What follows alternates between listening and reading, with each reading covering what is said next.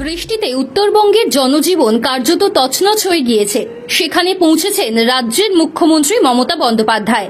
তবে তার আগে যেদিন এই ঘটনা ঘটেছিল, অর্থাৎ রবিবার, কলকাতায় দুর্গাপুজোর বিসর্জনের কার্নিভালে হাজির ছিলেন মুখ্যমন্ত্রী। জানিয়ে মুখ্যমন্ত্রীকে তীব্র আক্রমণ করেছেন বাম নেতারা। উত্তরের মানুষ কোচবিহারের তরুণ নেতা প্রণয় কার্জি অন্য মাত্রা পেয়ে যাচ্ছে। বন্যা নিয়ে সোচ্চার হয়ে নিজের সোশ্যাল মিডিয়ায় একটি দীর্ঘ পোস্ট করেছেন, যার শিরোনাম উত্তরে দুর্যোগ, দক্ষিণে কার্নিভাল, যেখানে তিনি লিখেছেন, বাহ রে শাসক বাহ।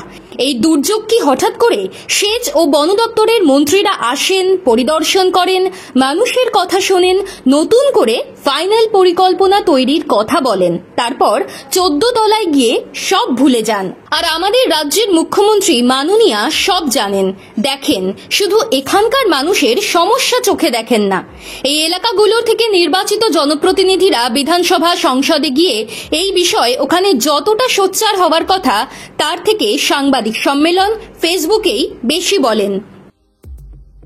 কেন্দ্রীয় বঞ্চনা আজকের নয়, এখান থেকে নির্বাচিত প্রতিনিধিরা অধিকাংশই বিজেপির, তারপরও বঞ্চনা থেকেই যাচ্ছে। বোঝা যাচ্ছে আক্রমণের কেন্দ্রে যেমন তৃণমূল আছে, তেমনই রয়েছে বিজেপির প্রতিনিধিরাও। শতরূপ ঘোষও প্রশ্ন তুলেছেন মমতা ব্যানার্জির ভূমিকা নিয়ে। তিনি বলেছেন, উত্তরের বিপর্যয়ের সময় কার্নিভালে হাজির থেকে মুখ্যমন্ত্রী বুঝিয়ে দিয়েছেন উত্তরবঙ্গ তাঁর পরিবার নয়। কেন উত্তরের মানুষের সঙ্গে এমন বৈমাতৃসুলভ ব্যবহার, তা নিয়ে গর্জে উঠেছেন শতরূপ। তার বক্তব্য, আপনার নাচ, গান, আমোদ ফুর্তির সঙ্গে এতটুকু কম্প্রোমাইজ করে আপনি পাহাড়ে বেড়াতে গিয়েছেন, এটা ইতিহাসে লেখা থাকবে। শুধু গর্জে ওঠাই নয়, নিজেদের মতো করে উত্তরের মানুষের সেবায় নিজেদের নিয়োজিত করেছেন কমিউনিস্ট পার্টির কর্মীরা। লকডাউন পরিস্থিতি থেকে শুরু করে রাজ্যের বিভিন্ন সমস্যায় যেভাবে মানুষের পাশে দাঁড়িয়েছেন রেড ভলেন্টিয়াররা, এবারও তার ব্যতিক্রম হয়নি। ক্ষতিগ্রস্ত অঞ্চলে পৌঁছে গিয়েছেন সিপিআইএম এর রাজ্য কমিটির সদস্য তথা তরুণ নেতা ময়ূখ বিশ্বাস।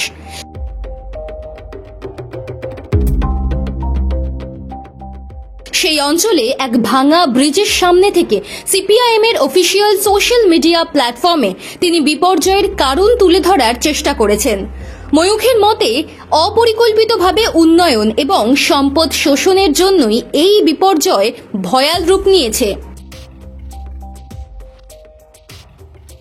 নিজের মতো বক্তব্য পেশ করেছেন বামফ্রন্ট চেয়ারম্যান বিমান বসু। তিনি বলেছেন, উত্তরবঙ্গ জুড়ে প্রাকৃতিক দুর্যোগে জনজীবন সম্পূর্ণভাবে বিপর্যস্ত হয়েছে।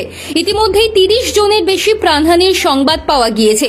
বিপুল পরিমাণে বাড়িঘর নদী গর্ভে তলিয়ে গেছে, রাস্তা ও ব্রিজ ভেঙেছে, ফসল সহ চাষের জমি জলে ডুবে গেছে, যাতায়াতের পথ অবরুদ্ধ হয়েছে।